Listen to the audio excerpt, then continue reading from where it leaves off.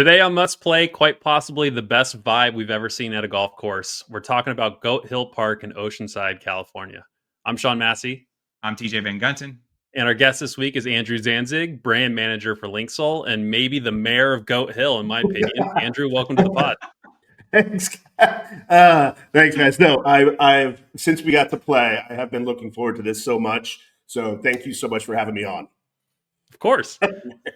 We got it. I'm saying the mayor because we got a chance to play with you recently, and I swear every group we passed knew you and was like AZ, and then they were like coming over and dapping you up. Like, how did that happen? You know, I think it's just the GOAT in general. I think if you went out with any other random group on a Friday, it would probably be the same thing. I just want to make it clear, especially to my bosses, that I do work. I'm just not there all the time. But it's just kind of the environment that's there. I mean, you guys see it, right? It's kind of contagious, and people, I think people just really just love being up there. So it's not just me; it's everybody. I just, maybe I'm just happy to be there so much. They're like, hey, this guy's in a good mood. Yeah. No, I talked to Shawn about it before we hopped on earlier today, and I said there's two things that it kind of reminds me of. One, I can only refer to it as like Cheers, where everybody knows your name, right? That's the vibe that I get at GOAT. And then it's also like, this feels like what men's golf clubs probably used to be without the exclusion of other people, right? Right. But it's like, this is where the meeting spot is. This is where everybody kind of hangs out and does their thing. It's like a men's, I keep saying men's, but it's not. It's just like a social club. Like, it's just where everybody happens to be at and everybody knows each other. Yeah, I think that sums it up perfectly. I mean, I was thinking about this today. I mean, I've been not just golf there, but I've been to graduation parties, weddings, going away parties. So, I mean, it's everything, right? Like, people do that there. When it's Super Bowl, it's like somebody's like, "Whose house you go to?" Like, go to the GOAT. Or if there's anything, I mean, you guys saw it, right? We were hanging out doing the draft for our match play, but people just come and watch the ball game and hang out, and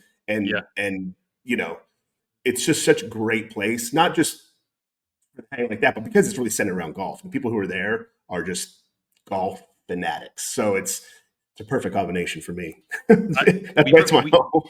We prefer the term stickos. Is that the official term? Stickos. Yeah, golf stickos is what we are. That works. It's fair. Yeah.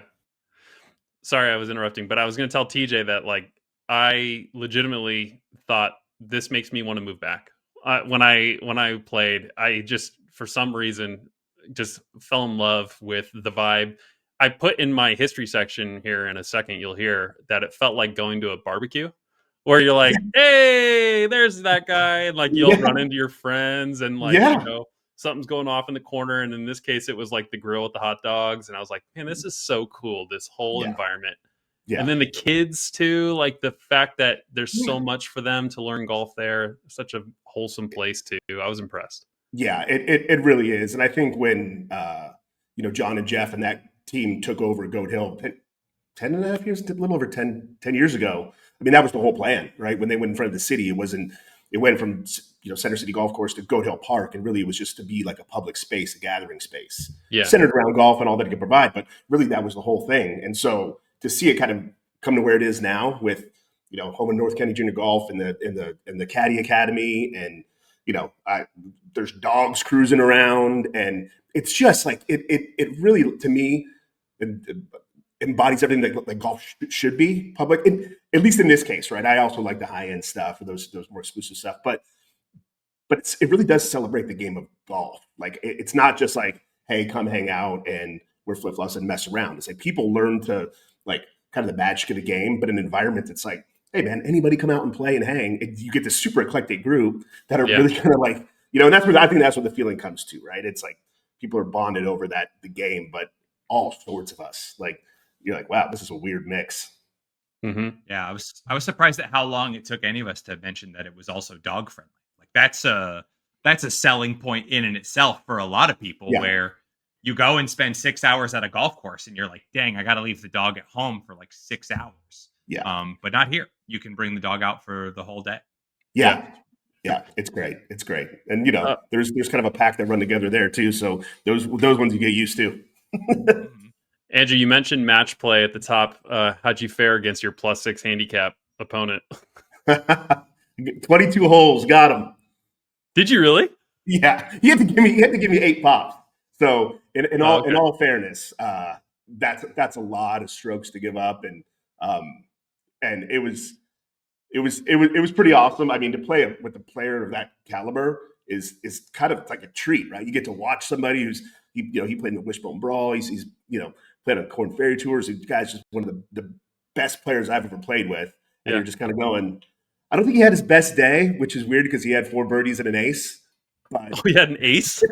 Yeah. which is great. It was on 5, and with my strokes, I got a pop. I hit it left up on the hill, and he knocks it in. So I'm like, well, maybe I'll chip it in, and I chipped it in, like chipped it about 3 feet, and I was thinking, if I could have chipped it in and halved his ace, Oh two with my a God. pop would have been really cool. But yeah, I Yeah. mean, it's just Talk that about whole an absolutely devastating blow to get an ace on a hole and not win the And hole pushing the hole. yeah, and yeah, and push. Like, the match play goat's great. I mean, the amount of text threads we have between everybody about when's your match? Can you go out and watch? What are you doing? What's your stretch? I mean, it's talk about the sicko event, right? You're just like, because we don't really play match play. Like I don't like throughout the year. It's like unless you're going out and messing around a little bit. So it's a different animal. But yeah, I was pretty stoked. I think that's when I was listening to the crossings. I was walking around my neighborhood with the dog, with just a roadie in my Yeti, just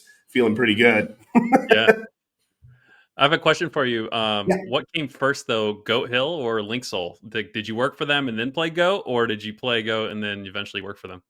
it's interesting. Linksoul's been around longer than Goat Hill Park. I started right after they got the keys to the Goat, and it was interesting because I played it maybe like month or two recently before like my interview here with John Ashworth and he and those guys. He was kind of heading it up, and obviously it's something that he's massively passionate about. When I played it, I thought it was the absolute shittiest golf course I ever seen in my life. Like it was so bad, and I mean, it was time where they were gonna rip it down and make condos. They were gonna rip it down. At one point, it was gonna be a new Chargers stadium site and soccer Yeah. academy. I got done playing and I was going. It's kind of like it felt like part of it was like an affront to the game, right? Like the city didn't do anything to it. It was run Mhm. down. It just made me sad.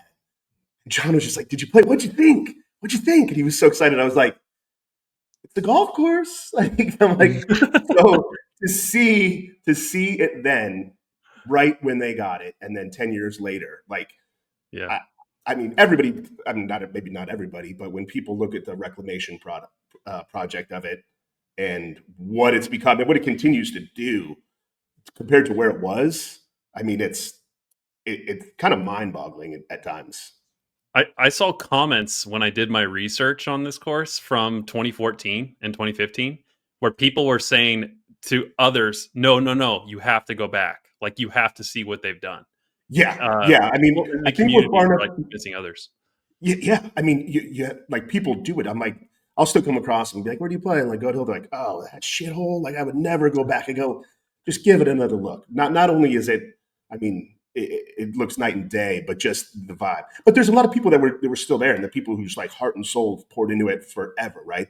Yeah. They were bummed out that the city didn't put any money into it, and so to be able to do it, I think that sense of ownership comes through, and I mean, you see it from the hang in the clubhouse after to the tournaments we play to you know people volunteering when there's a project to be done. Like if you're going to rebuild the green, they're like, all right, if anybody wants to come out and help out, and you get 20 guys who play there just putting on work gloves and digging dirt, and it's pretty cool. hell yeah. Yeah, that's cool. Yeah, Yeah. Should we do a few more first impressions before we get into history? Because you TJ kind of mentioned when we first saw you, but real quick, one thing I wanted to share was that when we had made our goals pod at the beginning of the year, we each picked 3 courses that we really wanted to go play this year, and Goat was the first one that came to my mind. And it was because I had seen all the other stuff people have been saying about it, with from the dogs to like people in San Diego saying you got to go check it out. But when I was doing my research and looking at it, it's funny. Every other course tries to sell me with drone views, where it's like, look at the epic hole layout, and it's going to turn into this bunker and whatever. And the Goat, like, call it promotional stuff, was the people. I mean, the course was there, but there was yeah, so much more about the people in the videos. And you go look at any other course, and it's just about the course usually. Right. Maybe the clubhouse here and there. And so I was like, that's interesting. And when we went immediately, I've never felt like this about any other golf course. I wouldn't care if my tee time was pushed back an hour. I'd be like, okay, fine.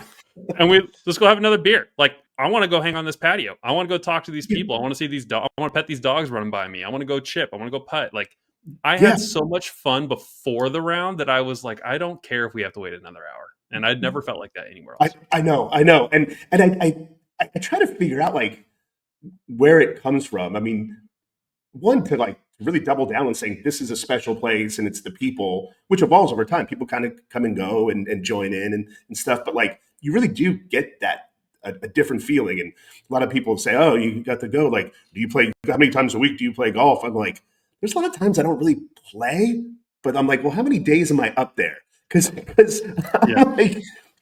it's like all my best friends are up there. I'll go after work and I get a beer and there's a putting game going on, or I'm just sitting inside and there's a game on. Like it's 100% cheers, except with the golf course. So if you don't, and and a range that's always got people going and good players who are willing to just like ask you how your game is or how's your day or your family, and you're like, oh, I'm working on this, and it's like not unsolicited advice, but I mean, there's a lot of good players, and so you could just be like, hey, let's get a little game going or something. So yeah, it is. It's just a great place to hang out. Yeah, and a very interesting golf course, which I'm sure we'll get to. But I want to make sure, scorecard versus reality is a big thing with the GOAT. I tell people that all the time.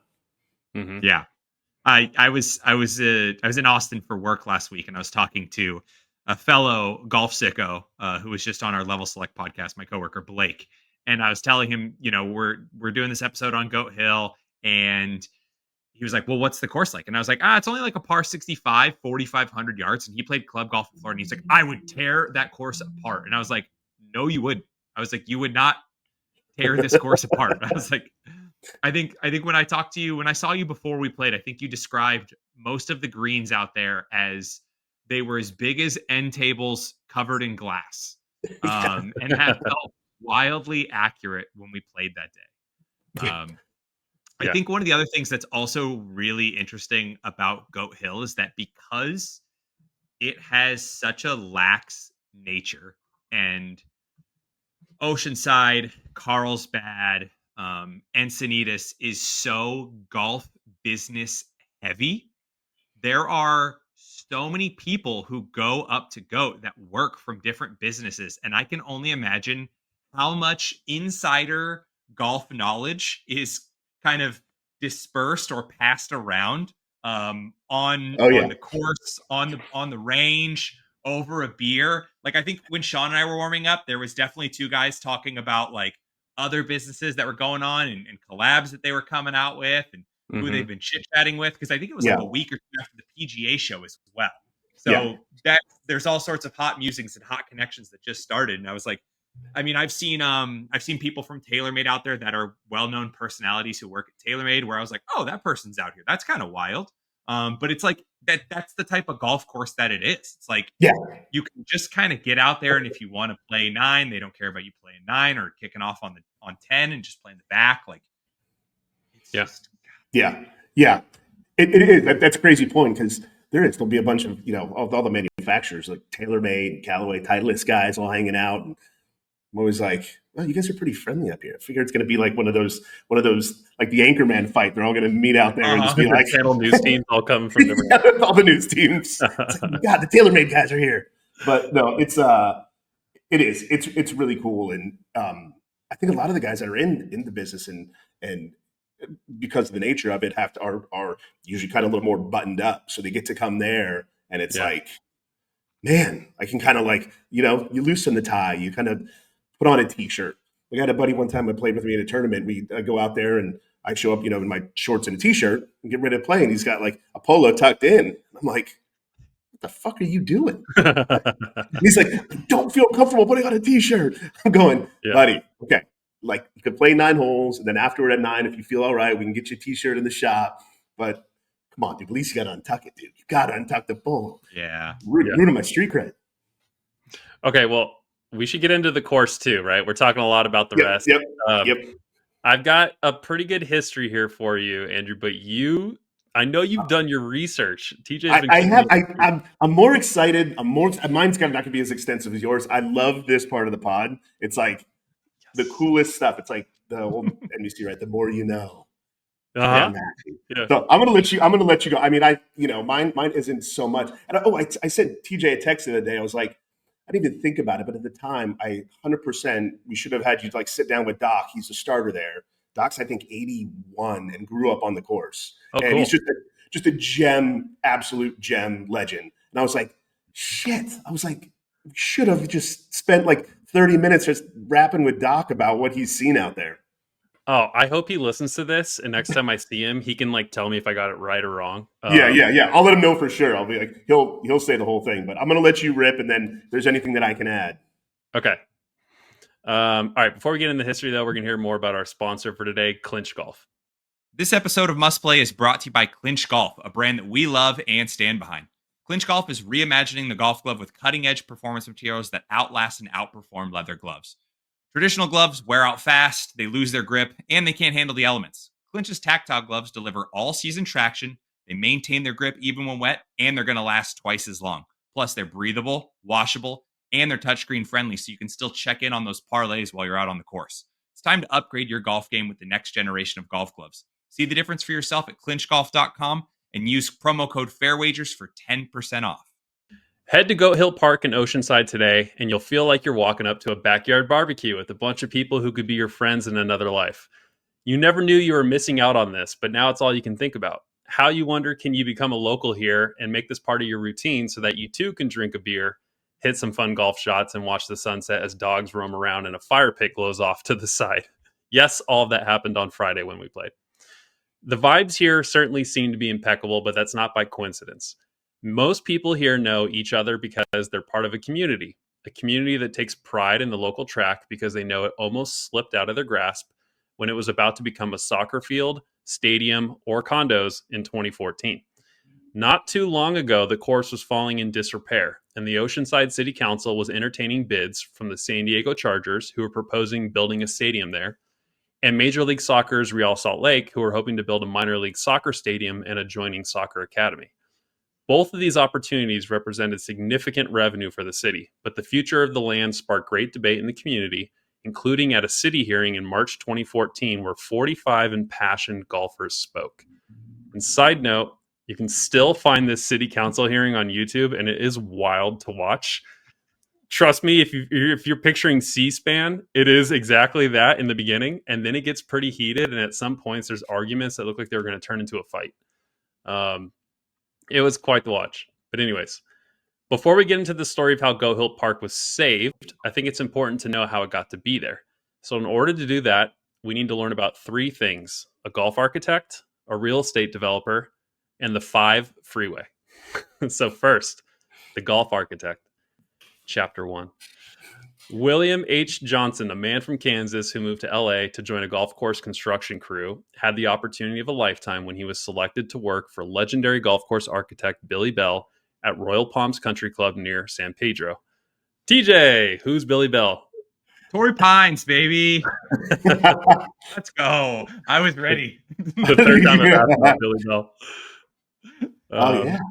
Yeah, so Billy Bell Sr. and Jr. were the ones that did Torrey Pines. And so William H. Johnson is a protege and worked with Bell when Bell came to basically do the course. So Johnson was only on the construction crew at the time, but he impressed Bell so much that he was recommended to the LA County Park System as a turf consultant. So LA hired him, and he became superintendent of Griffith Park in 1932, where Bell was about to redesign all 3 courses. Johnson and Bell teamed up again for the remodel and turned one of Griffith Park's courses into a championship-style track, which actually hosted the Los Angeles Open from 1937 to 1939. Johnson's golf design career did not fully blossom, though, until after World War II, when he began to work on a number of projects with Bell and later on his own projects. One of those was about to be called Oceanside Carlsbad Country Club, which eventually would be called Go Hill Park. Now, the 5 freeway. How did the land where Johnson was about to build a course come to be available? The cities of Oceanside and Carlsbad were getting annoyed with how bad traffic was getting on the PCH, also known as the 101, which went right through their downtowns. Although business was good for places situated alongside the highway, people were starting to avoid downtown Oceanside because of how bad traffic had actually become. So coastal cities worked with the state to plan a huge project which would alleviate traffic by moving the highway east of downtown to where the 5 freeway is today, cutting right alongside the border of the park that Goat Hill stands on today. So construction in Oceanside began in 1951, and the sides of the canyon that turned into the 5 freeway were now owned by the city of Oceanside. In a California newspaper I found from 1952, there's an ad from the Oceanside Carlsbad Junior Chamber of Commerce raising funds for construction of a 9-hole course for $60,000 right on the side of the 5 freeway. The project, though, was eventually financed by selling 300 lifetime memberships, and the city brought in our boy, William H. Johnson. Construction began in 1952 on the Oceanside Carlsbad Country Club 9-hole course. Johnson designed holes that would play across canyons and over hills, using much of the natural land contours to his benefit. The course would open on May 30th, 1953, and be a local favorite, open to the public 7 days a week. Did you know any of that so far? No, this is good, dude. Cool. This is awesome. I got real nerdy with it. All right, now the real estate developer. Oceanside Carlsbad Country Club was renamed to Center City Golf Course at some point in the late 70s. The course was affectionately known as Goat Hill, however, by locals, and one man named Ludwig Keene, affectionately known as Lud to most people who knew him, had played the course a number of times and had seen the business potential. Keene was an Army veteran turned real estate developer who had a passion for golf, and after multiple successful businesses in the Redondo Beach area, Keene dreamed that his last business in life would combine all of his passions and expertise. And this turned into the Oceanside Golf Institute, which he would place at Center City Golf Course by leasing the land from the city of Oceanside. During his time there, Ludd would expand the course into an 18-hole short course with a driving range that included a private teaching section. Ludd would spend his time volunteering to teach golf to local children and keep up the course until his passing in 2004. So, this brings us back to the fateful March 2014 Oceanside City Council meeting. In 2014, John Ashworth, founder of Linksoul, enlisted a small army of supporters in a Save Goat Hill effort, including printing t-shirts with those 3 words that ended up being worn by people like Bill Murray, Kelly Slater, and others. Ashworth was one of the groups pitching the city on what to do with the golf course that had fallen into disrepair after Keene's passing. It was looking like a soccer stadium and academy was going to win, but the 45 golfers who showed up to the meeting were victorious. And in July 2014, John Ashworth, David Emmerich, who was the director of the North County Junior Golf Association, and Jeff Cunningham, who's actually John's nephew, took over management responsibilities with the promise of improving the course for $3.6 million. We couldn't just let it go away, says Ashworth, who admits now he had no idea what he was going to get himself into. He literally came home and told his wife, "Honey, we bought a zoo." Goat Hill Partners put up a small slush fund to begin improvements, but most of the work had been done through volunteer efforts and donations, in keeping with the spirit and history of the community-loved course. In his first year running the Goat, Ashworth only did 12,000 rounds at $25 green fees, not nearly enough to be profitable, but the consensus was that Goat Hill was back and better than ever. Today, Goat Hill is an extremely fun par 65 short course, playing just over 4,500 yards. Every week, there's a skins game anyone can play in, and a 3-hole kids course called the Playground, which is open to all ages and ran by donations to an honor box. And I'll end this long history section by repeating what I told TJ when we recently played here at Sunset in perfect weather with Yacht Rock playing on the speaker. I'm ready to move here. That was epic. We can only hope, Shawn. We can only hope. Dare to dream. Yeah. And then you can just join the Go Club, and we have, you got your monthly medal. And then there's always like a 2-man tournament, so you get 2 tournaments a month. It's just, you're gonna be there full time. I'm gonna be like, hey, like that's my spot at the bar, Shawn. Dude, that was epic. That is so cool. And I gotta ask Doc, but like, one of the things, the routing, because when it was 9 holes, I believe the clubhouse at one point was we go up 2, that kind of like there's that building right behind us, light blue. It's a Boys and Girls Club now. That used to be, I believe, the pro shop. So here's what's really funny about that was I've talked to like a handful of people saying we're gonna do goat, we're gonna cover goat, and we're gonna do it with Andrew from Linksoul. There's been more than a handful of people who either assume that Linksoul owns part of Goat Hill, or they assume that building that was the old pro shop is now Linksoul office. And they were like, no, I swear to God, the office is like on the course. That's why they're there all the time. And I was like, no, it's not. No, Like, yeah. No, I mean, Shawn hit a nail on the head, right? So John Ashworth and Jeff Cunningham were they're the founders of Linksoul.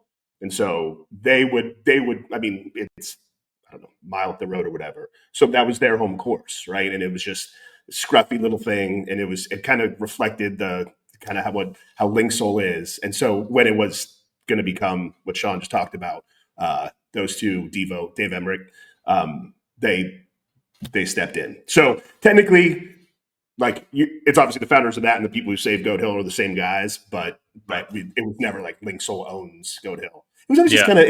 I always thought it was just everything Goat Hill stands for is kind of reflects what Linksoul is about. It's cool. Like it just fit, and it's not too often you have a brand that also has like a physical presence. It's not like a store, right? Like it was really a cool thing, and it worked hand in hand. I mean, and I wish our office was up there. That would have been nice. Yeah, right?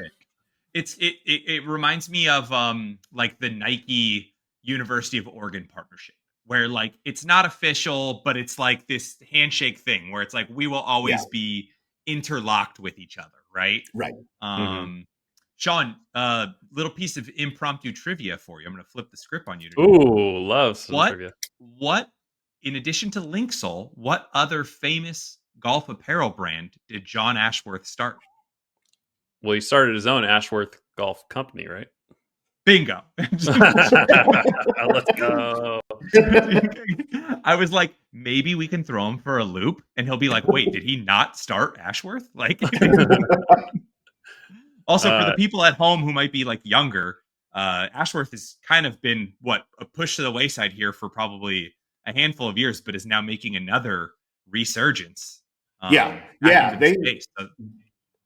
Shoot, I don't know when it went away. I mean, it was sold to TaylorMade Adidas and then changed hands a couple times. The brand went away for a while, and and John's back. He's the creative director over there and helping out. I think that's got to be a pretty awesome opportunity. I mean, that's your namesake, and I'm not sure people are gonna be able to drag him off a tractor at the Goat, and he's kind of the guy that you're looking at him sometimes. You play around the golf with him, where he just stares out, and you're like, oh, Jesus, John, what are you thinking now? It's like, what if we move the tee box off? Like, I swear to God, I have to think the last probably 10 years. Like, there's always some improvement going on there.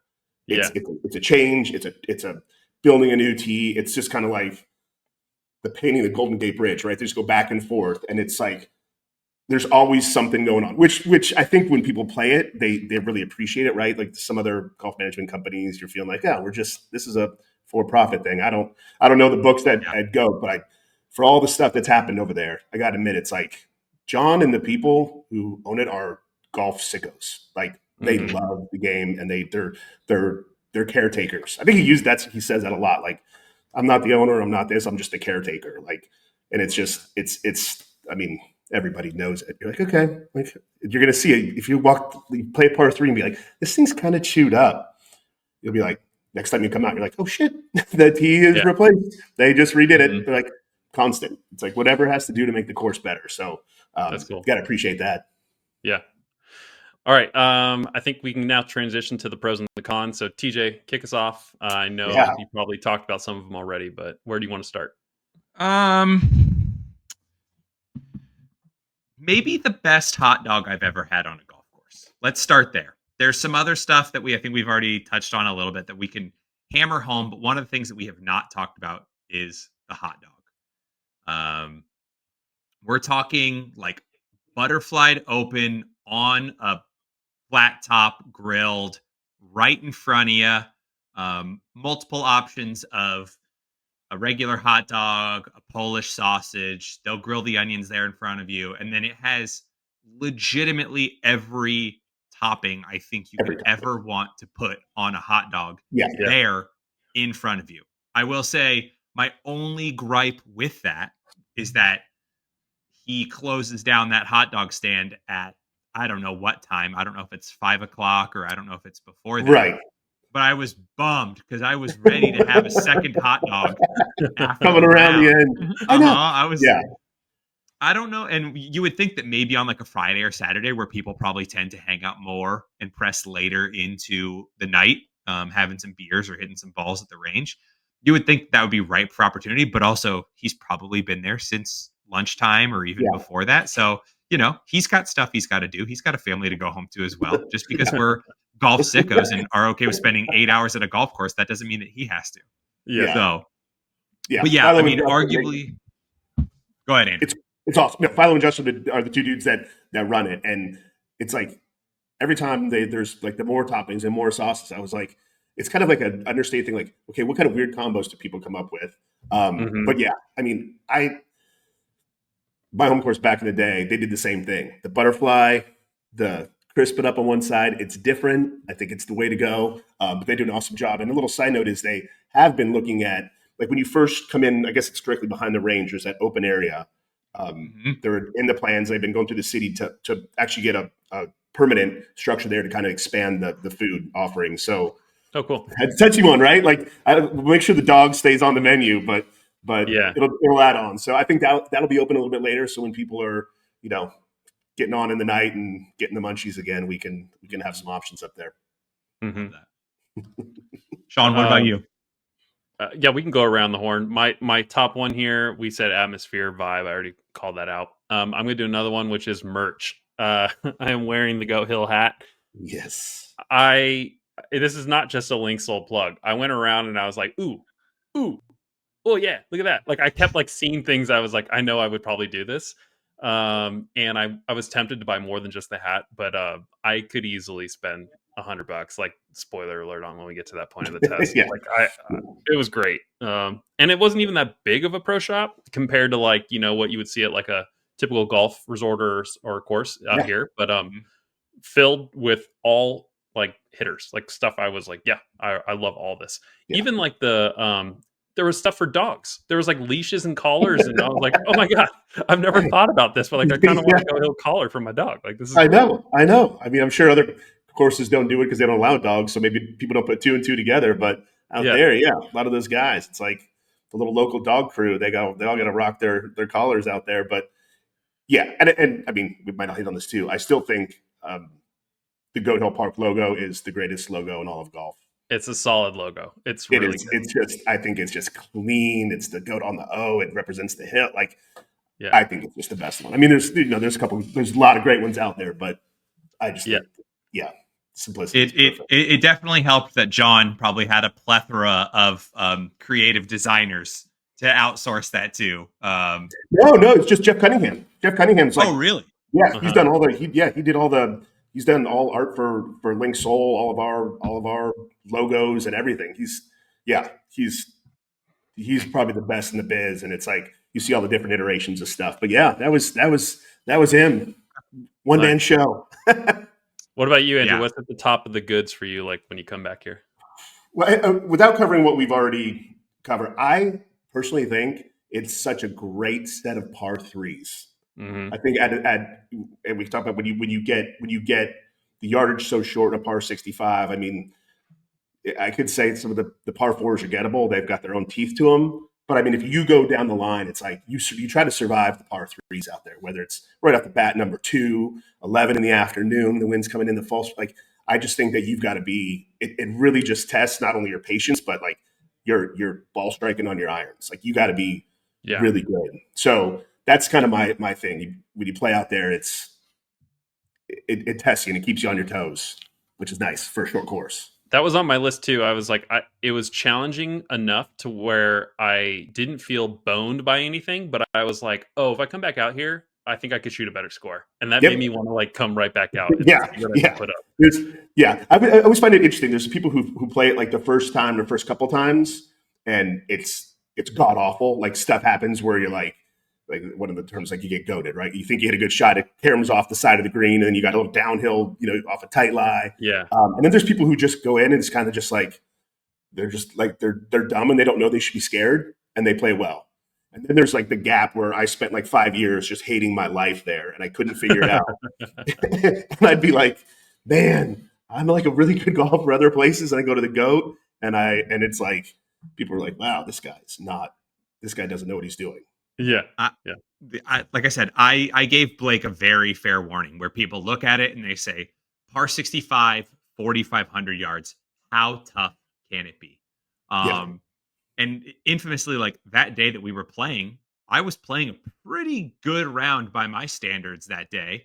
And then had the exact thing that you just described where like I pulled a tee shot a little left and it put me down in like a hill behind a tree, tried to carry the tree, didn't carry the tree. And like, I think I had a quadruple bogey on that hole, just trying to like save it off of a bad tee shot. And like, now if I were to go back, it's like, oh, just hit it back in the fairway. Like, don't try and go for the green over the tree. Just hit it back in the fairway. Like, know where your game's at.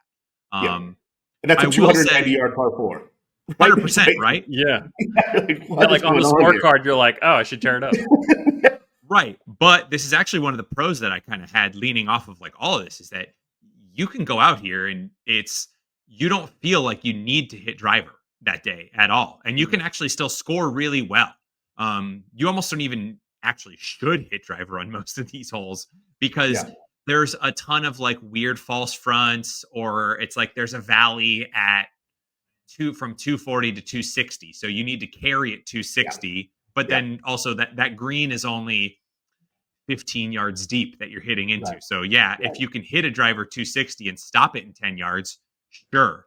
But that's not how most people are playing these holes. So I do appreciate a course that is challenging, that makes you, like Shawn and I talk about all the time. We appreciate a course that makes you think about what you're going to have to do on it. It's not just it's not just bomb a driver, hit a wedge all the time.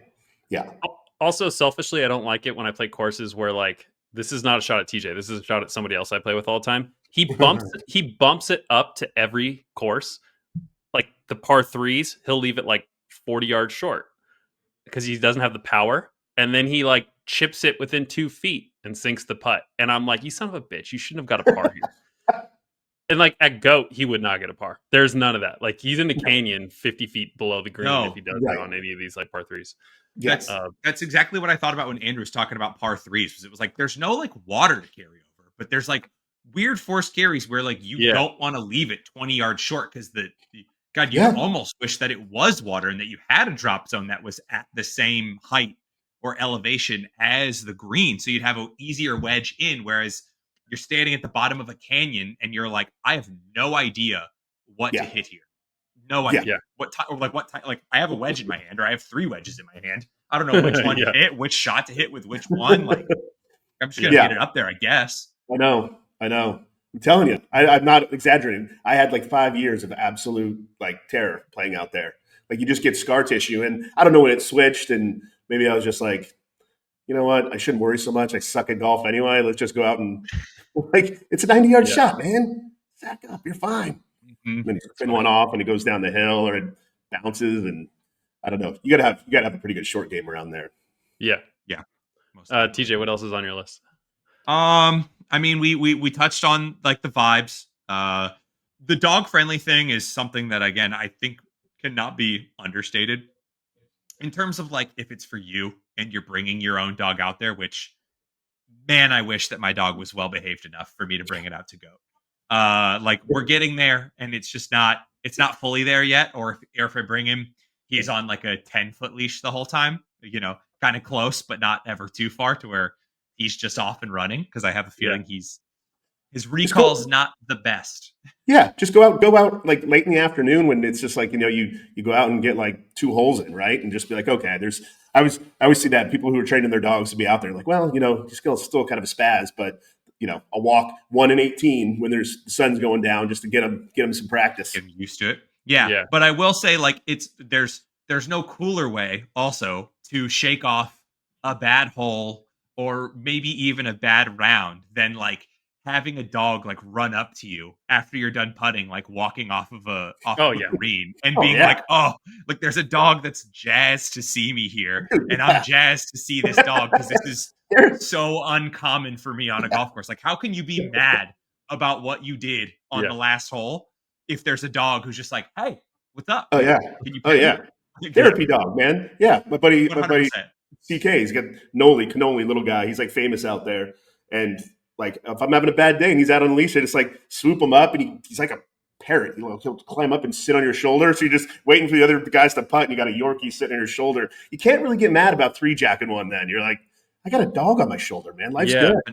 Yeah. I saw someone ahead of us. Game too. Yeah, that is good. I saw someone ahead of us with their lab running alongside, and when they got to a part where I was like, "Ooh, how's the dog going to do this?" Because it was like a steep canyon, he just tapped the seat twice, and then the dog climbed up, and then they just kept going. I was like, "Oh, I'm so jealous." I was like, he's got his dog ready to just, hey, this is the part you jump in the cart, and he just did it. Oh, I know. What a life! That doesn't suck. No. Okay, real quick, TJ, tell me if you don't if you have some of these. I had. Oh, go ahead. You have another one? No. You go ahead. I'm listening. I had the benches around 9 where everyone sits to watch the tiebreakers on the Skins game, and there was that fire pit back there. I was like, how cool is this? Look at this, like an amphitheater around this hole. Like every guy's dream of amateur golf is to have a crowd watch him hit a good shot. And I was like, here, you could literally do that. Yeah. And all like major events that end like in a horse race, you do 1, 2, 3, 9.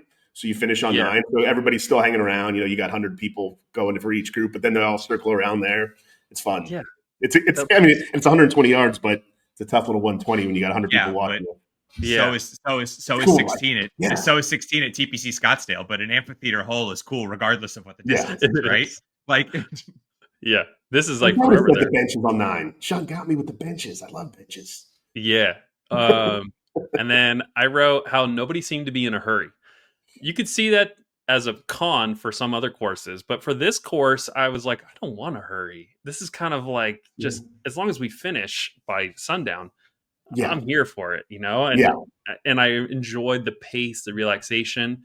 This is kind of be a weird shout out or comp, but whenever I go visit San Diego, I love going to Pizza Port. This Pizza Port, even though it's like, you might be able to call it a chain, it has like the surfer laid back, like, everyone on the microphone your pizza. And then like there's arcade games and there's kids that you're like, this kid's got the life made. He's popping in to play arcade games, have a slice, and he goes home on his like Razor scooter. Yeah. And you're like, this is so cool. It's like the vibe I want. And when I was at I was like, man, this is kind of that like feel where it's like, I could see surfers being here. I could see like guys getting off work coming here, like switching from their business casual down to like a t-shirt and shorts. Just like a melting pot of all those people. And it felt really cool. Dude, the Pizza Port comp is fantastic. Yeah, like where else? Like Pizza Port gets slept on all the time because people are like, oh, we're going to like this other local brewery. I was like, okay, but Pizza Port makes like amazing beer. You know that, right? Yeah, like they've got amazing beer. Yeah, and it does have the same thing. You go, you're not going to be hurried. You're going to enjoy it. It's going to be, people are going to know. It's got that vibe. Super casual, laid back, relaxed. Dogs.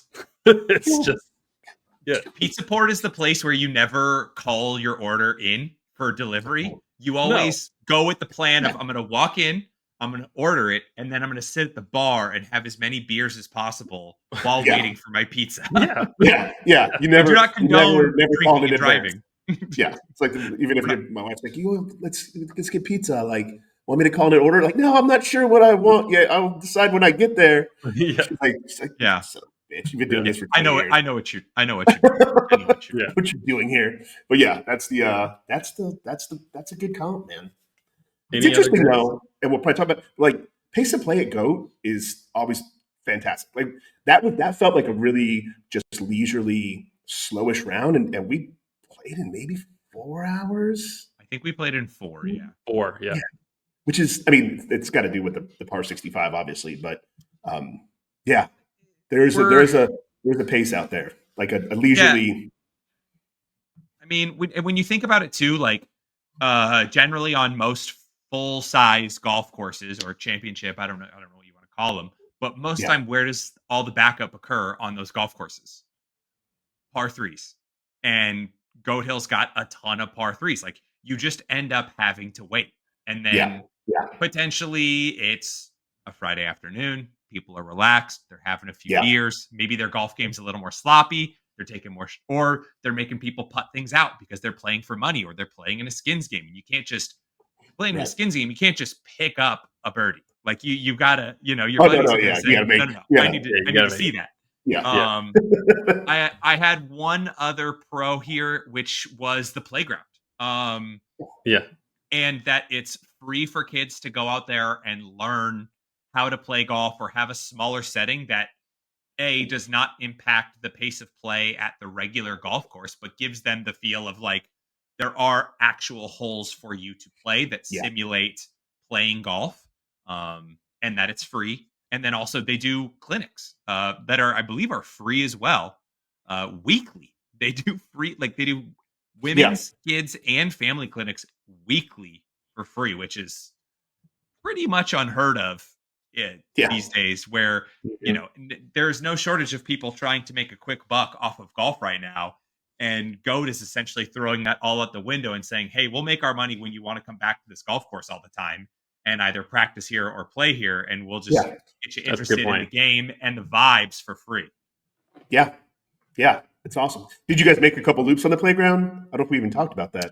No, we did the chipping green right outside of it, but I Okay. walked up to the gate and I just kind of looked out over it because Yeah. I was Oh, curious. Yeah. oh man, that's too bad.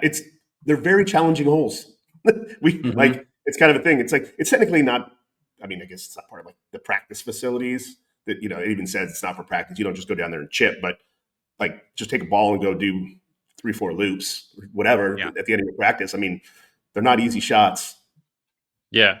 I mean, nothing I, is out there. I'll be back. I'm going to try it. Okay, okay. Actually, what's funny? I'm going to be back next month and my kid's going to be with me. So Oh, perfect. I'm pretty sure we're making an appearance. Heck yeah. Yeah. All right. Should we get into unfortunately, we got to balance this. We got to talk about a few bads too. Yeah, let's I- let it rip. I'll do the first. Tough for high handicappers. That was my number one too.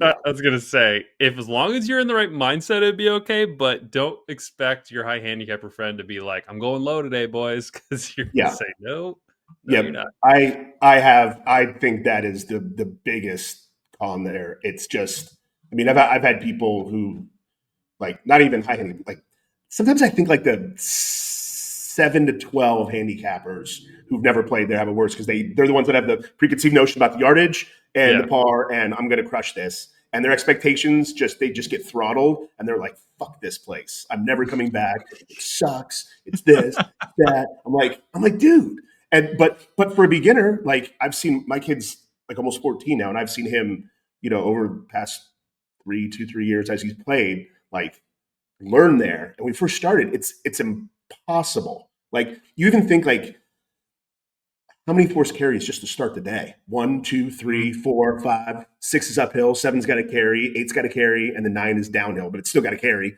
So it's like yeah, you're not rolling it, and it's just like that's tough. It could be pretty defeating there. So I think that's the biggest con for that course, which is weird because, like we've talked about, the vibe is so welcoming and it's built for people being introduced to the game until you have to start. However, there is I don't know if you say the mini goat tees on every hole. They're like 100 to 70 hmm, yards. So there's a mat on every hole. So it's for like a kid's course out in the course. So that makes it maybe that it can diffuse a little bit. But yeah, that is just it's sometimes it's just absolutely brutal. yeah. Yeah, Well, I part of know. the part of Go what? ahead, Oh, go John. ahead, DJ. No, no, you. I was gonna say part of why it's tough too were the greens. The greens are, I think the word is diabolical. Like in some areas, I was like, "Are they serious? Like the pin's gonna be right here? Like this is like Yeah. 5 feet from rolling down a canyon. Like I don't. I'm afraid to hit this putt." Oh, Um, yeah, dude, it's so gnarly. Yeah, so like regardless of where you tee off, like you get on the green, you are not safe. You are not like safely Yeah. aboard. Now you have to go manage that on some of the holes. Yeah. Yeah. We had, I think it might have been the weekend before you guys came out. We had one of our events. It was just like an alternate shot, 2-man thing. And we had 3 balls. So we had 6 guys in our group. And they, for like the club events, they'll double cut and double roll sometimes just to, that's you put some tuck pins. Like, and I think there's like, was it 3 or 4 of us during the group at one time or another putted off a green and ended up giving your partner like a chip from back. Did on 12, did on 17, did on 4, did on 7. And it just became like a joke. We're like, yeah, my name's Andrew and I putt off greens. And everybody's like, hi, Andrew. We put off greens too. Like, it's like, you get some, you're like, what am I going to do here? Again, I don't know if that falls into like the con of it. For a beginner, it's tough. Just the shots, but the actual on the green, it's rough. Yeah, it's one of those ones where like even having you there, where you are, you're very familiar with the green complexes and everything, and giving us like, hey, this is where you're going to want to leave this ball. There was still more than enough times where, I was like, what am I supposed to do here? Like, what do you want me to like? Even if I could perform the shot that you're telling me to do, that's still insanely like wrong to have to deal with. Yeah. What is it? There's always like, go ahead. I think we made it like 5 holes in, and it was really funny that you made the comment about guys who are 7 to 12 handicaps, because I think Shawn, you float around what, a 5 or a 6? I'm a 5 usually. Yeah, and I remember Shawn like 4 or 5 holes in, like in the cart, was like, "This course is eating me up right now." Like it was like he was like, I was not expecting this from like even, and Shawn's a guy who does his research before he plays a brand new course. He looks at flyovers, he looks at what the course layout is. He's on his Google Maps doing his prep. He's one of those guys, and it doesn't matter. It does not matter out there, because you can't Google map what the green is like. You can't, unless you've got a caddy out there with you who is Andrew, who's going to stand behind you on every ball and be like, yeah, no, it is 3 feet out to the left. And you're going to want to touch this ball like with the tip of your putter, and it doesn't fall past. It's wild because I think like you always, I think on every time I'm playing, if there's a chip shot or something, there's always the plan and the execution, right? Sometimes the plan's pretty obvious. You're like, okay, I'm just going to chip it. And then you don't do it. You're like, well, that's on me. But there's times out there where you look at the plan for a certain shot and you go, this is a crazy plan. Like the actual shot you have to hit. You can't be like, should I bump it and run it up there? Should I just putt it? You're like, no, you've got one option. Off a tight lie to a tight pin that rolls off the back canyon if you hit it too far. You've got to flop one from 12 yards. You're like, well, it's Jesus, take the wheel. I'm going to take a swing at this thing. And hopefully there's net double is the highest you can take, because this could get real bad real fast. Yeah. I have one other con that I added here, because when I do these tests, sometimes I put my mind in like another person's perspective, and oftentimes that's my dad, because I know what he values about certain courses. And I'm like, oh, my dad would love this course. Like this whole like type of golf is his type of golf. And what would he want to do at the end of the round there? And I know what his one gripe would be. They don't have any beer on tap. Or cocktail. Or cocktail, yeah. But he's a tap beer guy. Like, even if he sees a beer he does like and it can, but there's a tap Coors Lighter, he'll get the Coors Light still, because he's like, I just want a tap beer or whatever. Yeah. And I'm like, I also want beer on tap usually, or just a cocktail. And I was fortunate. I was like, oh, okay, I'll get a bottle, I guess. I know. That's a big one too. I'm the same way. I don't know why. I know plenty of guys. It probably falls into like a different liquor license where it's much easier to serve just cans or something like that. But I know that there's, Shawn, like you said, there's plenty of guys who just want to have a glass of scotch after like their round, or a glass of bourbon, right? And it's tough because you can't, you can have an IPA or you can have a Coors Light, but very similarly in terms of something that is not necessarily a gripe, but it could be something for somebody else. I think there's going to be some people who are going to run into a problem with the limited food offering. I think there is the hot dog, and then I think they have like pre-packaged sandwiches inside, if I'm correct.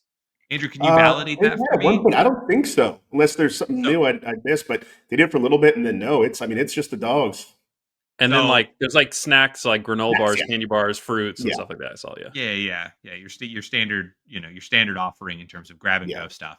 Yeah. But yeah, I mean, if you're someone who does not want a hot dog, um, you're gonna be boned out here. Despite how good the hot dog is, you're gonna be pretty annoyed that there's no Right. chicken Caesar wrap, turkey club, nothing Like of the plate of sort. nachos or something. Like, I mean, Yeah, Yeah. you have that patio. That's like, there's probably no better place to be. Actually, do have one more. I have one more gripe about that one, but um, yeah, you feel like more people would just hang out there forever if there was different beverage options or more beverage options and then more food, right? I mean, or that's yeah. that's that's the thing. And I will say What's my your other little what's your patio gripe? I'm curious. uh, so in the summertime, there's absolutely no shade. Yeah, that's what I thought you were gonna say. Yeah. Yeah, Mm, I mean none. I mean, like, and again, sometimes you get a breeze. Maybe umbrellas would take away, but like it's fucking hot. yeah, You just 18, you're having beers, just like, oh.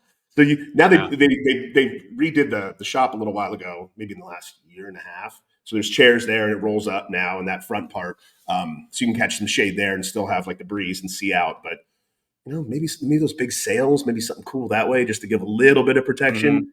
Again, and just making it like people want to stay there forever, man. It's Yeah. such a good spot. I'm watching people come in on 18 and hitting on one. It's just a perfect spot. Just needs just a couple little tweaks. Yeah. Mhm. Yeah, All right. there's Well, always room for improvement. No one's perfect. we're almost at the Very hour true. mark here, so I'm Oh, gonna okay. QB us here and get us on onto the must play test All right. because we could talk about Goat for a lot longer. Um, before we get into the must play test, though, we're gonna hear again from our sponsor for today, Clinch Golf. TJ, I want to talk to you about our sponsor for today's episode, Clinch Golf. I've been using their glove for about 6 months now in the Arizona heat. It's still holding up. I put it in the bag, I pull it out, and it looks just like it did when I threw it in, unlike other gloves, which are all crinkled. It has some of the best grip on the clubs that I've ever felt, and I'm honestly very impressed. I know it has something to do with how they make the glove. Maybe you could talk a little bit more about the one that you have. Yeah, I mean, I know that people think like, a non-leather golf glove, hard pass. But like, let's think about this. What used to always be leather in the game of golf? The grips. What is no one using anymore? Leather golf grips. They've been replaced with more synthetic or rubber materials that enhance the grip, that feel a lot better. Why would you not think about doing the exact same thing with your gloves? And like these gloves, they're reinforced in the palm, so they're not going to tear in that spot where almost every golf glove has ever torn across the entirety of time. And they may have accidentally created the best, worst business model ever where we're not looking to replace these gloves for over 6 months. So if you're someone who wants to see the difference and upgrade your golf game, you're going to want to visit clinchgolf.com and use promo code FAIRWAGERS to get 10% off today. All right, let's get into the must play test. TJ and I have devised an objective test here of 10 questions to determine if a golf course is a must play. It has to score a 6 out of 10 to be up for debate, or a 7 out of 10 or higher to automatically earn our coveted must play status. Anything less than a 6 out of 10, we still recommend people go try out for themselves, but we don't call it a must play. So, question one, the Augusta test. Is this course easy to get a tee time on? Does it have a straightforward booking process, and are there times available the week of your intended play? I'll start off and say yes. I was doing my research around where I wanted to play when I came out, and I had the Goat Hill tee time in my back pocket, looking at other courses that I could potentially try to get on also. But I had no problem reserving or finding the Goat Hill time personally. So I would say Yeah. yes for this one. Pass. What do you guys Yeah, think? I think it's easy to get a tea time. One, the app, they only put that into effect maybe 6 months ago, a year ago. I think it works really well. It's good to check. You can kind of keep up to date. And then two, when you're there, if it is busy, there's whether it's docs, they only start a lot of times, but the guys in the shop, you're like, hey, like I'd like to play. Like, there's always ways that to try. I think TJ even said, right? Sometimes you come out and maybe they'll shoot you on the back nine, like find a gap, Mhm. or Mm-hmm. there. It's a place where it's like the people love golf so much that they want to like make you just enjoy it too. They get it, right? They've been in your shoes. They're not gonna be like, no, we don't have this. Like, we're gonna do what we can, man. Let's just hang out for a little bit. And we're gonna try to get you out there and make that so you can have a good time.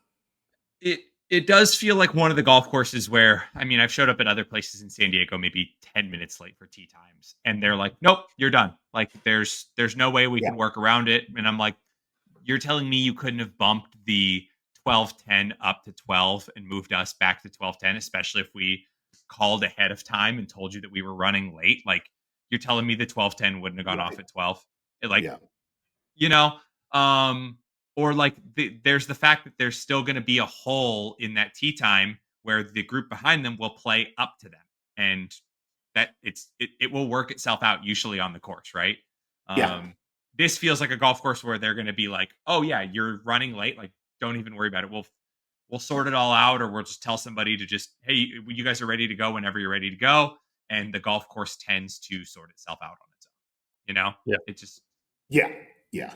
so So it's also a pass for me.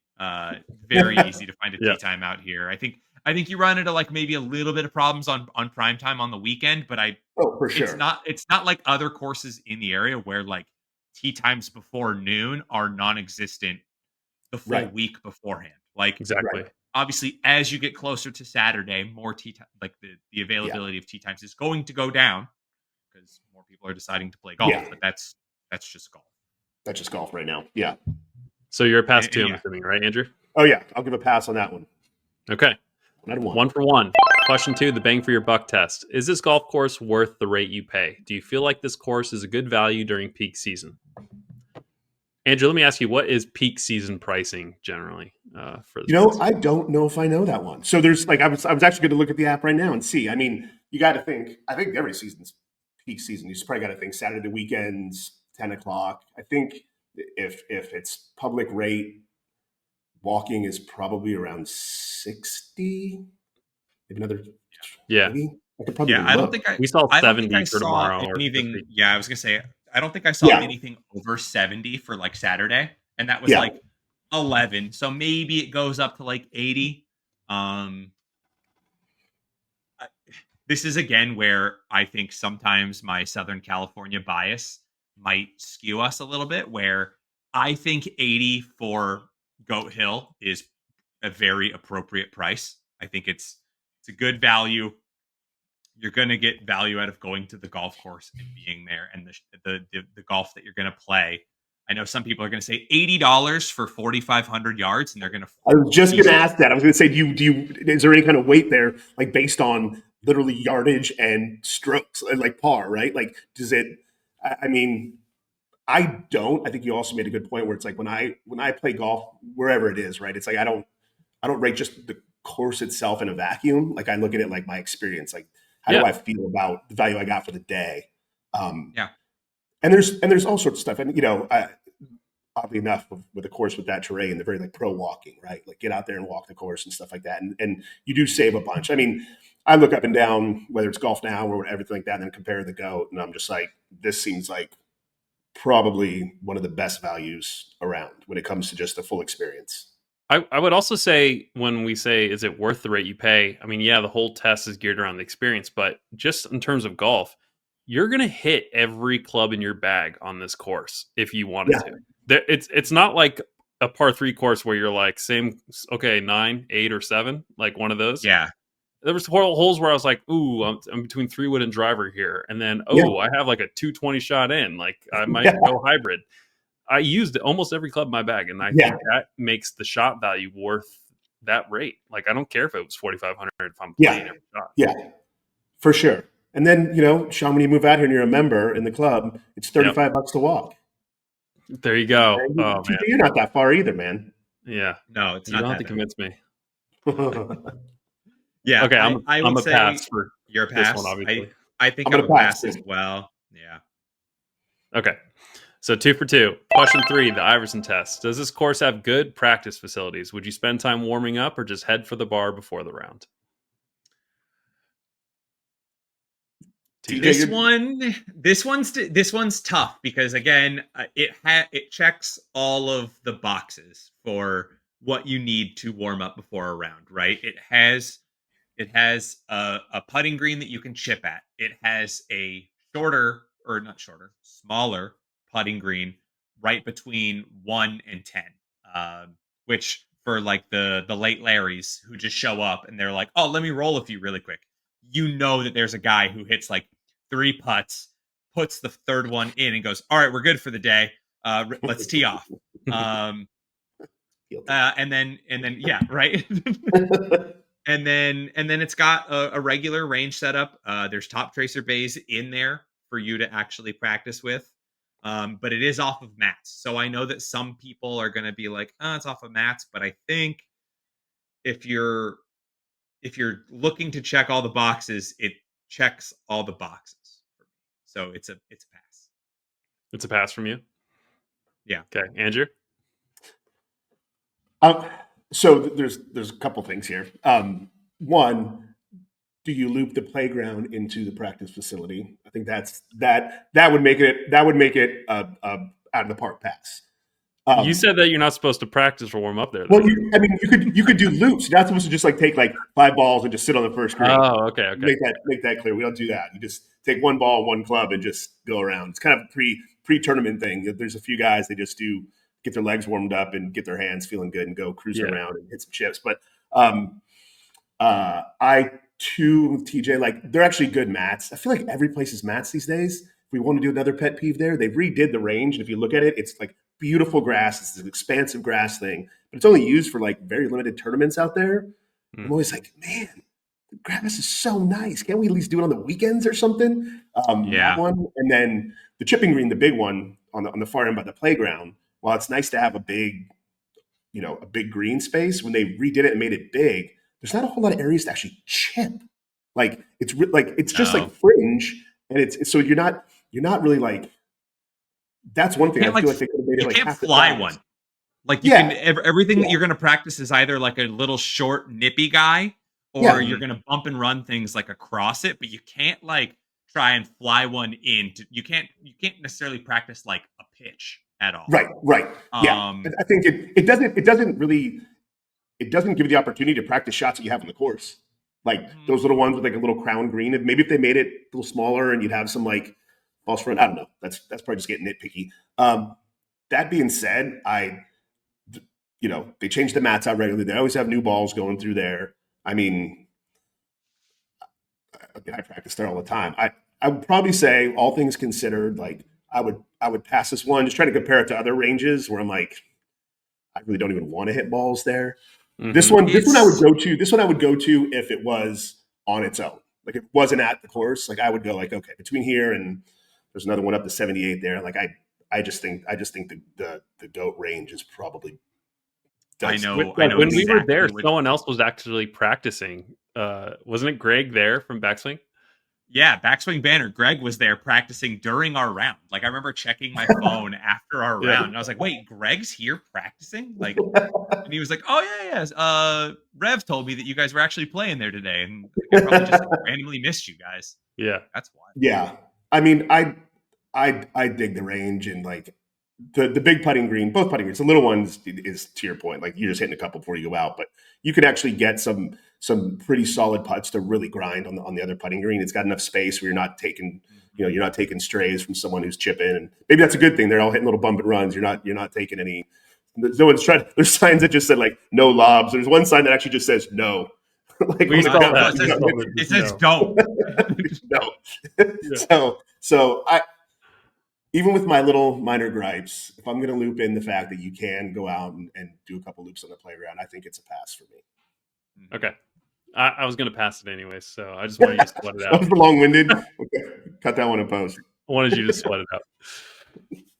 Okay, cool. So doing well here. 3 for 3. Question 4, the Jonesy test. Could you see yourself spending $100 on merch in their pro shop? Do they have a logo or apparel worth wearing?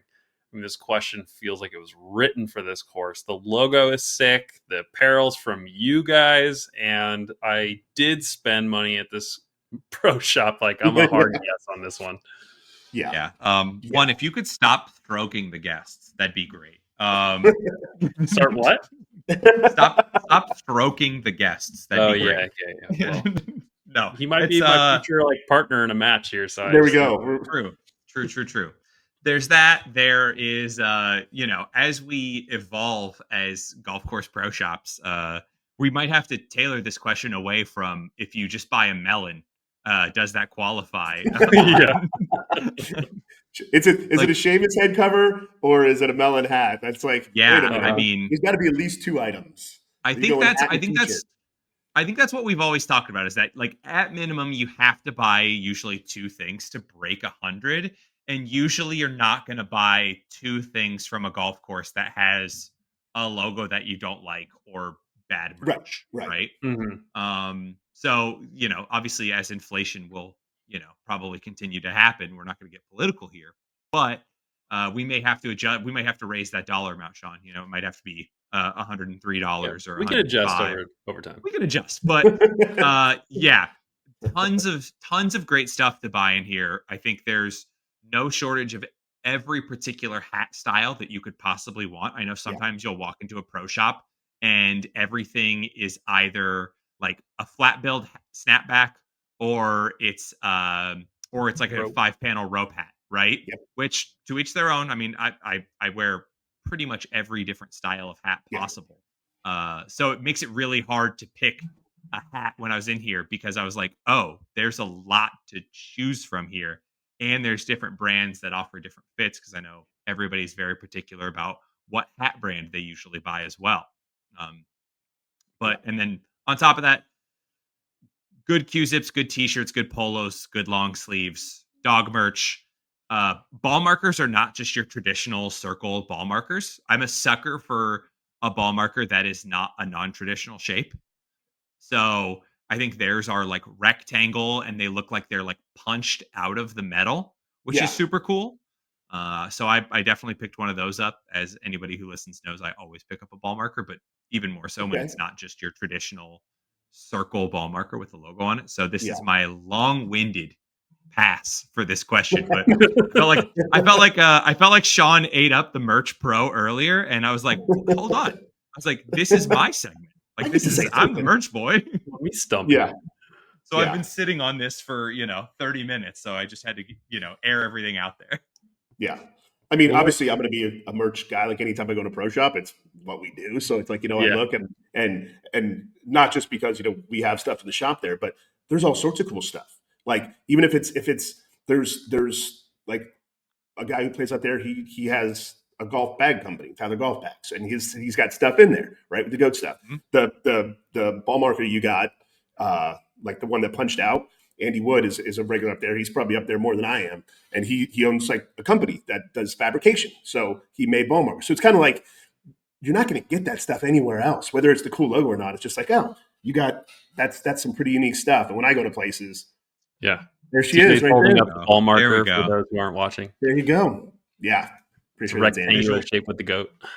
Visual podcast. Yeah, I mean, look, I'm up there all the time, and even if it's not just our stuff, I'm always looking around going, oh, this is new. Okay. And I'm always a hat and a towel guy, because I lose towels all the time. Yeah. But there's really cool towels in there. And then TJ, to your point, there's every kind of hat you can think of, all the different logos, stitching. And I'm just like, okay. Can't let the wife know I got another hat, but real problem in this household. Yeah, plenty off screen as well. I don't even. I might get flamed online if I went through what the actual hat collection looks like. Hat and shoes, TJ has got plenty. Okay, so safe to say we're 4 for 4 here.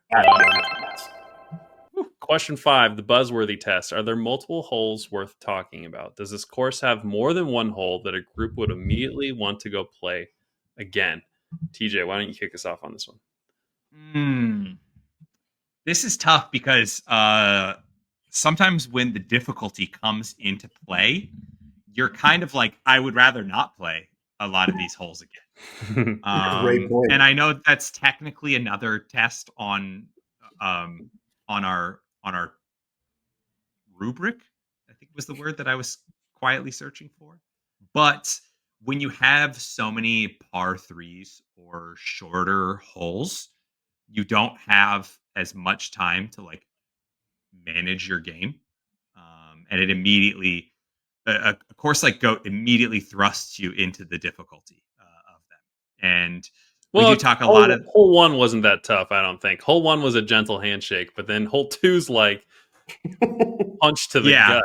Yeah, Tyson. Well, and hole 1 without like like belaboring on about every hole in the course here. Hole 1 lulls you into like, if you have not played here, I think the first time I ever played here, I was like, oh yeah, let's just hit driver. And then I firmly planted driver in the bunker that guards the green. Like, and just was like, as a high handicapper, I was like, oh my God, I hit a drive straight off the first tee. That's unheard of. And then you walk up there and you're like, cool, I'm in a bunker. Yeah. So Yeah, you make some good points.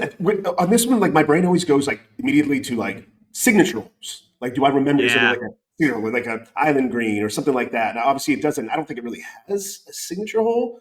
And I think most of the holes that um, leave a mark, they do so because of something that went horribly wrong. You know, it's 4 that going into that canyon, right? Where you're like, oh, now I got to go up, and if you leave a little short, it rolls all the way back down to the bottom. Or 11, which I think is, especially when we played in the afternoon, you know, it's down about, it's a little uphill, but beautiful with the mounting in front. Like that's a tough hole. You can land it on the green, and with a little bit of spin or not anything, it comes all the way back down, and now you're chipping straight up the hill. So, is it memorable in the? I mean, we are talking about them. It's worth talking about. That's part of the question. But I agree with TJ where it's like, would I want to go play 11 again? I'm like, I'm glad I'm past that hole. Yeah. Versus I want to go play it again. Yeah, the rep is more about stuff that happened to you in a really bad way than like, oh, that was a beautiful shot over the lake. Yeah, I think I want to play the course again, right? As a whole, as a collection, I want to go back. But I don't know if I would say, yeah, man, like you wait till we get till this hole. Like I don't have that hole where I would be excited. It's more so like, yeah, we're coming up to 11. You know, please. Yeah. I think that's the thing is that like most of these holes, if you shot a par on, you're like, stick, I got out of there with a par.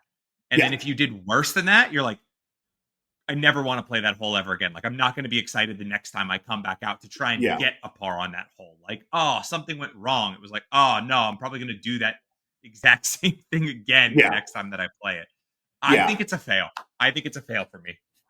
I probably agree, just because it feels like, to your point, it's like it's the collection of all of them and kind of the experience of the whole course, right? As opposed to like, I don't think if I played it one time, I'd be like I said, there's no real signature hole. So I think of it this way, Andrew, and maybe this will choose your answer. But if you were making a composite 18-hole course for San Diego County, meaning like what's the best hole 1 in San Diego County, and you think of all the courses, right? Right.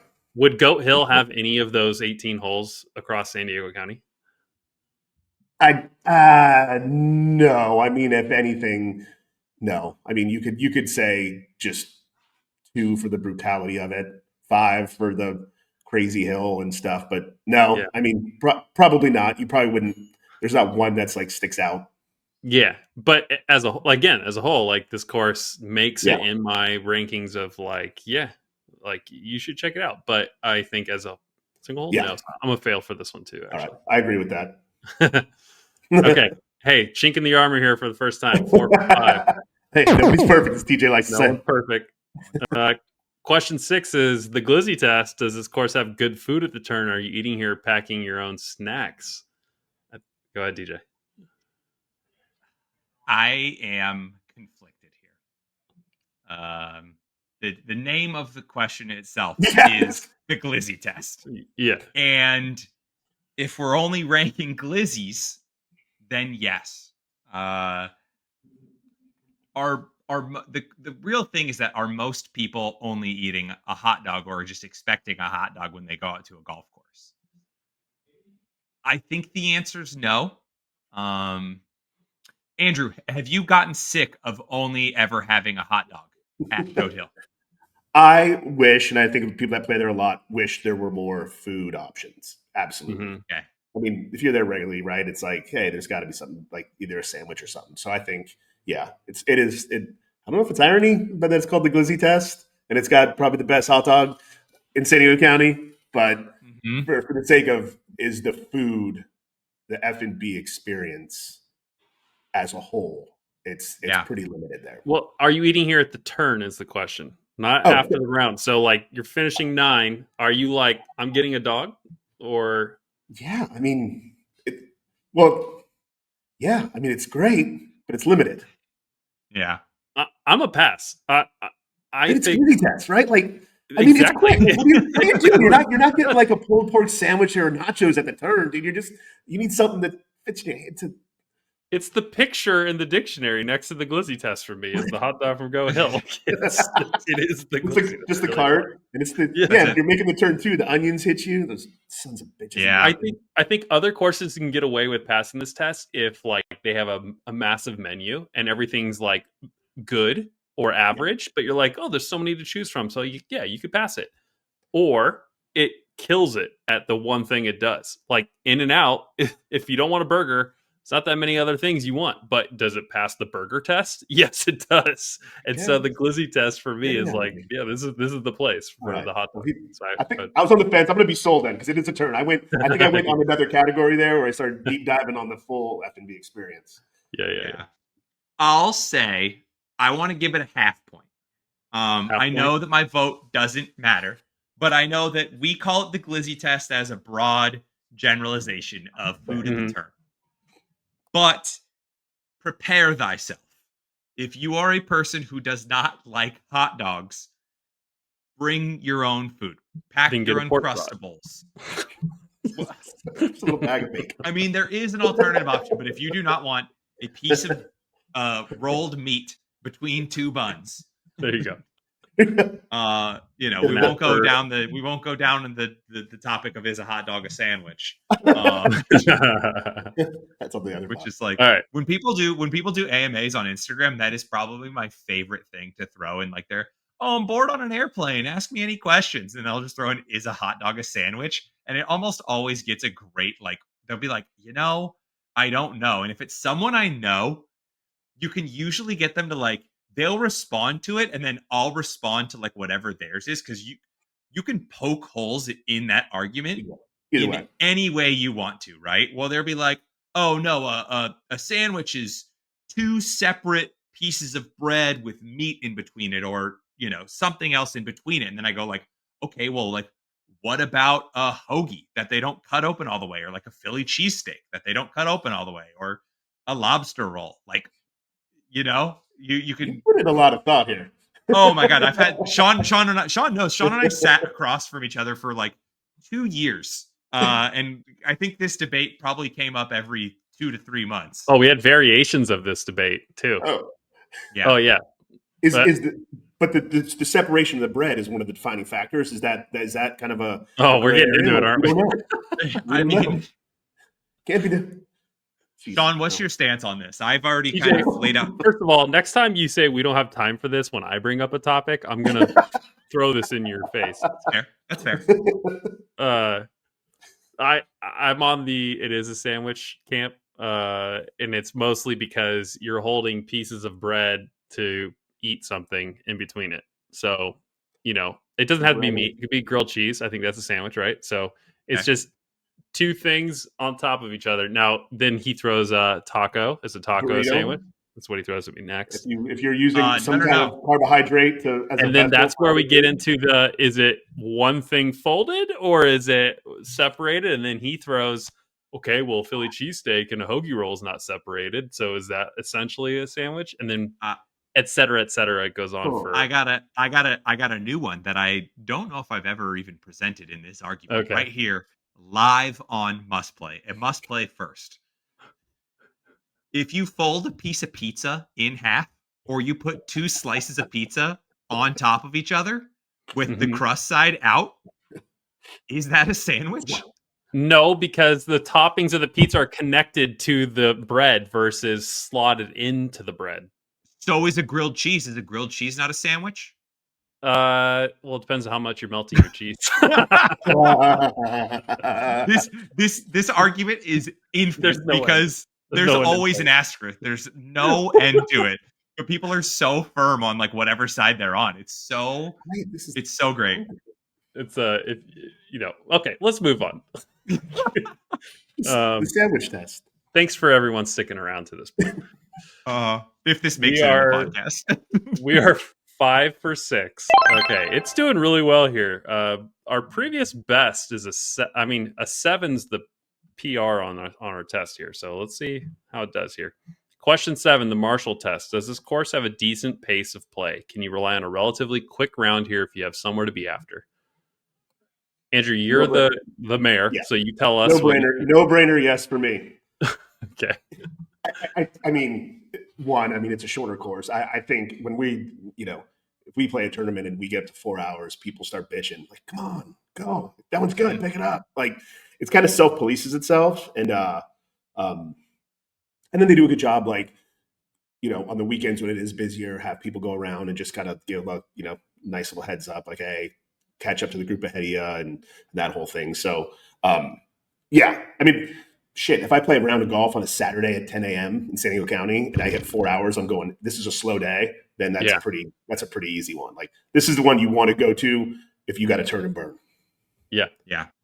I also think because you run into so many people who are regulars and know each other, you have that kind of giddy up and go mindset in your head where you're like, I don't want to piss off the guy behind me because I know who is behind me, or I know most of the people who I would be slowing the course up for today. So it's kind of like a weird social contract that you sign when you become a regular at Goat Hill, that you are just going to abide by good golf etiquette and play fast. Play fast. I mean, that's the whole thing. And yeah, people won't they don't give a shit if, like, they're not hurt your feelings. If you're playing slow, they're like, dude, you're not that good. Just go. And and I think and they do a good job too when you're getting ready to go. Like, hey, even if it's busy, like, hey, just try to keep up. Like, we want to finish in X amount of time. And I don't even know if the carts have, like, your overtime. Like, a lot of places say you're 15 minutes over. I don't remember that.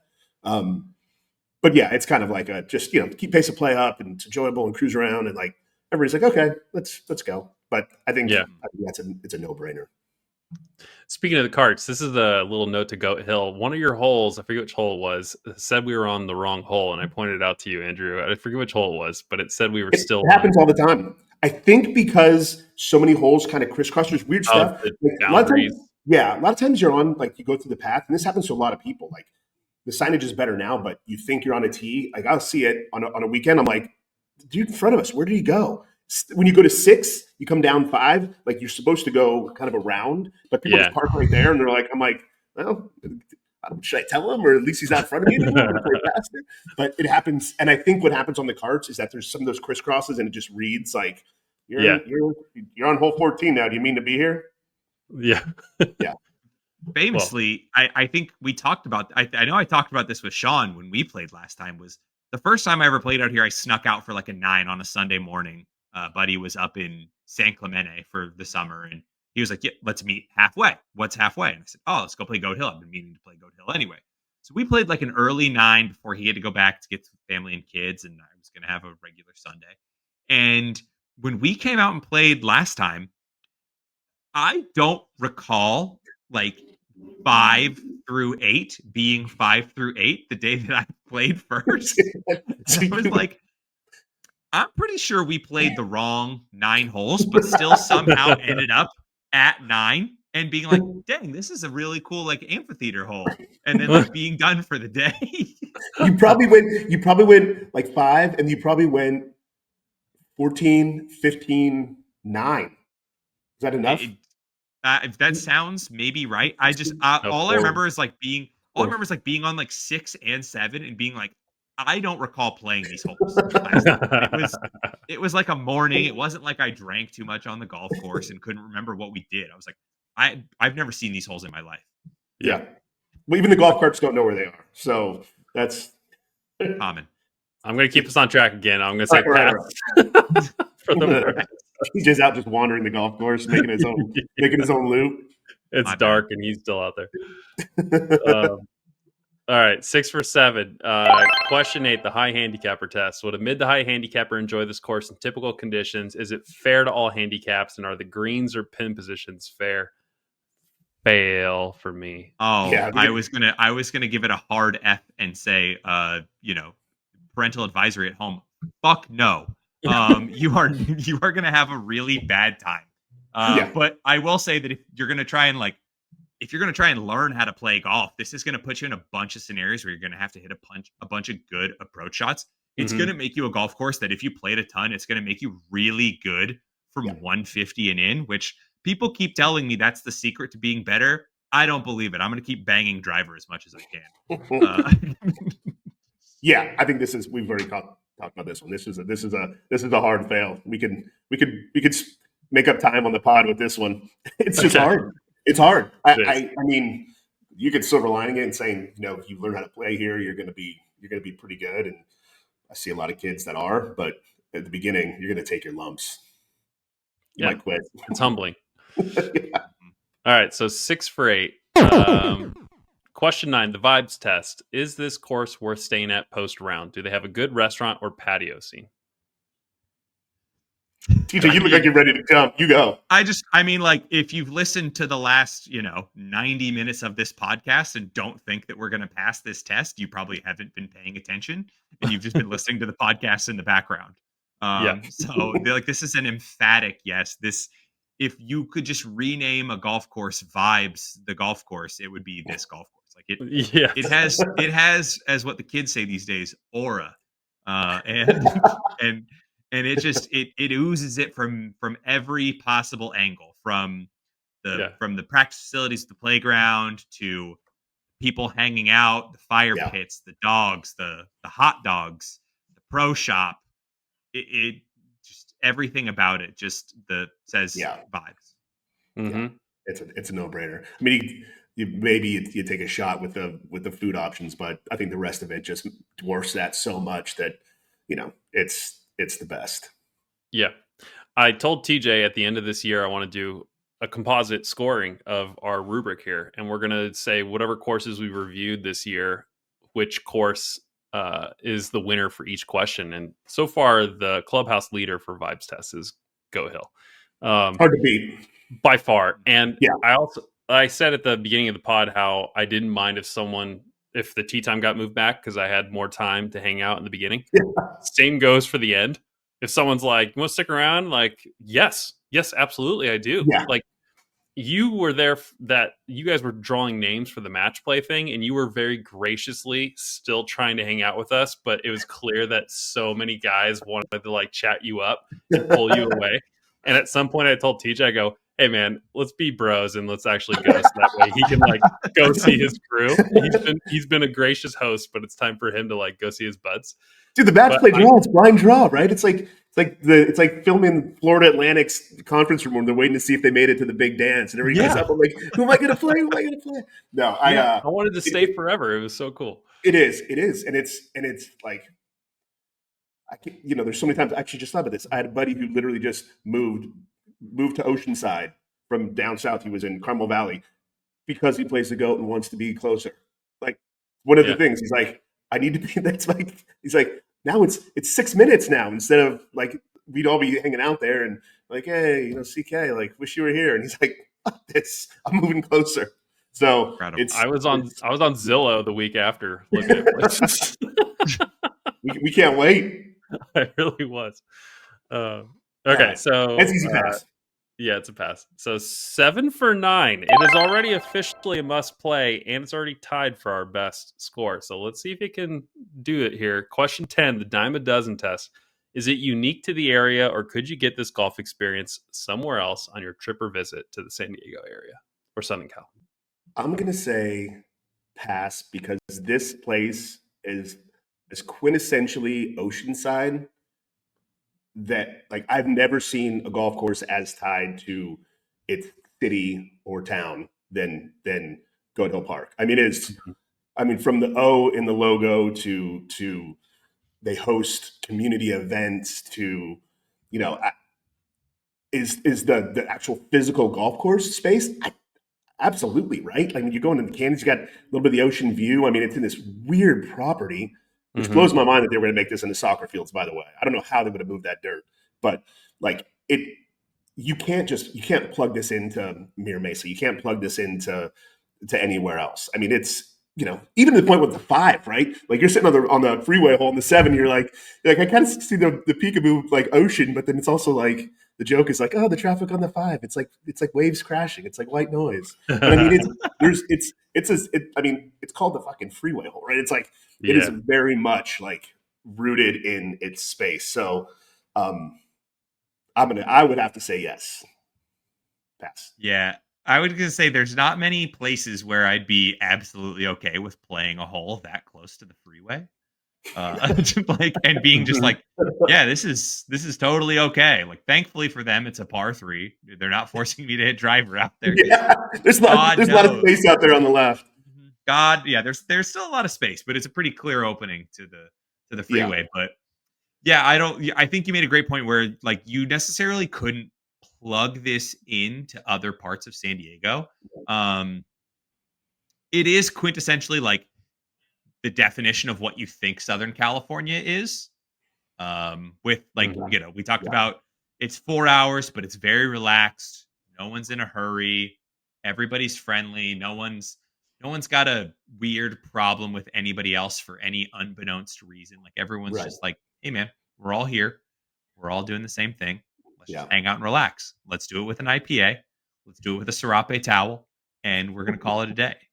If there was a course where someone wearing flip-flops didn't look out of place, it would be Go Hill. I was just going to say, I mean, with the IPAs, you got your dog and your flip-flops and Irations playing on your speaker. So it's like there's no more Oceanside, more sense of place than Goat Hill Park, right? It's what did they say? The whole communities like in the UK, like golf courses are kind of third place. You go to work and you go somewhere else before you go home. It's either a pub. Goat Hill Park serves that. It's the third place for people in Oceanside. You go to work, you pop into the Goat, and then you go home. Yeah. So for that reason, I think TJ and I are both passes. Yes? I'm definitely a pass. Like I said, when we posted about this recently on social, and the resounding statement amongst other people who are also in the San Diego area was like, I wish I lived closer to this course. Like this is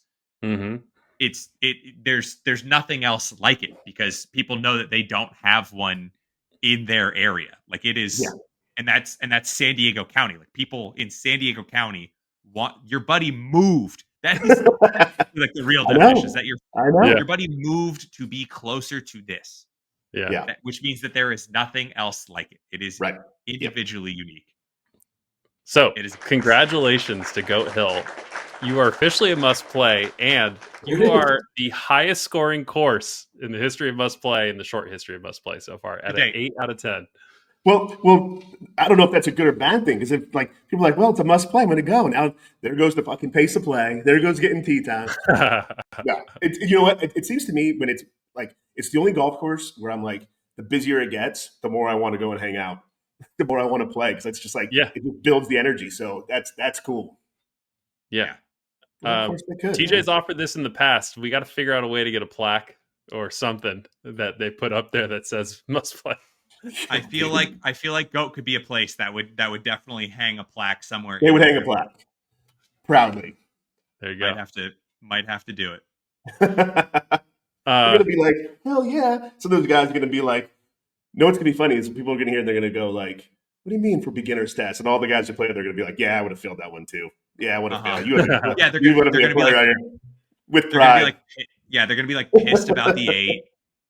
Yeah. Andrew, it's a pleasure having you on. I mean, playing with you was amazing, but having you on too, I think you personify the course. You're a good vibe as well. Thank you. It was fun. Yeah. Thank you. I'm sure you got more stuff coming up. Maybe there's something about Go Hill or even Linksoul. Anything you want to plug before we go? Yeah, I mean, obviously we're getting closer to that time of year when the big tournament in Georgia happens. So we're gonna have a special collection out for that. Our new spring stuff comes out soon too. You'll probably see some of that at Goat Hill Park, but also just we'd love people to come on down Oceanside. We have our store here in the lab. So if you are in Oceanside to Goat, cruise down the hill, just go dead west on Oceanside, hang a right. We got a brewery across the street. We got one a block down. Great place. Evan runs the store here, and he's an awesome dude. Just come down and check out what we're doing. Nice. Yeah. I think we passed on an offer to go visit the lab, and that's a big regret of mine. I had a lot of FOMO after we said no. I was like, oh, we should have gone. You're here. What do you say next month? We're teeing it up next month then? Yeah, I think I am legitimately coming out next month. Yeah. We'll You're plan always, something. always welcome. I'm actually, Paulson told me, AP, he's like, make sure you mention the putt on 17. I made one shot all day. So he's all fired up. I don't do that stuff. So I'm going to shout out to AP and making a clinching putt on 17. That shouldn't be made. That's one of those putts that's like, that's going off the green kind of thing. And, Nice. and Yeah. like, that's one of the greens that we were talking about that I've seen like people go dark on. So Yeah. want to make sure I mention that one.